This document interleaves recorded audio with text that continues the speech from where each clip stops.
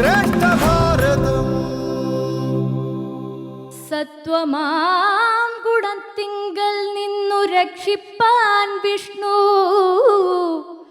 രുദ്രനും തമോ ഗുണം കൊണ്ടു സംഹരിപ്പാനും ബുദ്ധിജാതകളായ വൃത്തികൾ ഗുണത്രയം നിത്യമംശിച്ചു ജാഗ്രൽ സ്വപ്നവും സുഷുപ്തിയും ഇവറ്റിനെല്ലാം സാക്ഷിയായ ചിന്മയൻ ഭവാൻ നിവൃത്തൻ നിത്യൻ ഏകനവ്യയനല്ലോ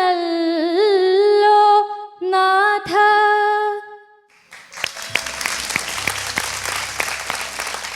ആരണ്യകാണ്ഡത്തിലെ അഗസ്ത്യസ്തുതിയിലെ വരികളാണിവ. സാത്വികം, രാജസം, താമസം എന്നീ ത്രിഗുണങ്ങളെ ത്രിമൂർത്തികളുമായി ബന്ധിപ്പിക്കുന്നു. രജോ ഗുണം കൊണ്ട് ബ്രഹ്മദേവൻ ലോകത്തെ സൃഷ്ടിക്കുന്നു.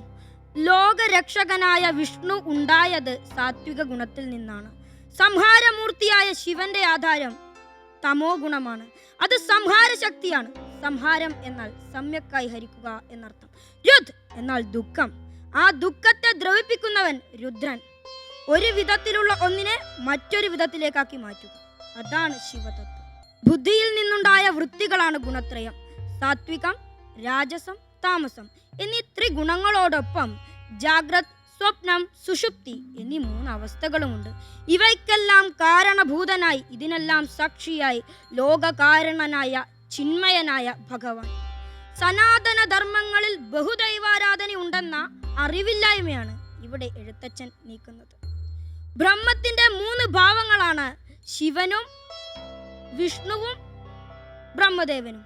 ഈ സൃഷ്ടിസ്ഥിതി സംഹാരങ്ങളെ കുറിക്കാനാണ് സാത്വികം, രാജസം, താമസം എന്നീ ത്രിഗുണങ്ങളെ ഉപയോഗിക്കുന്നത്.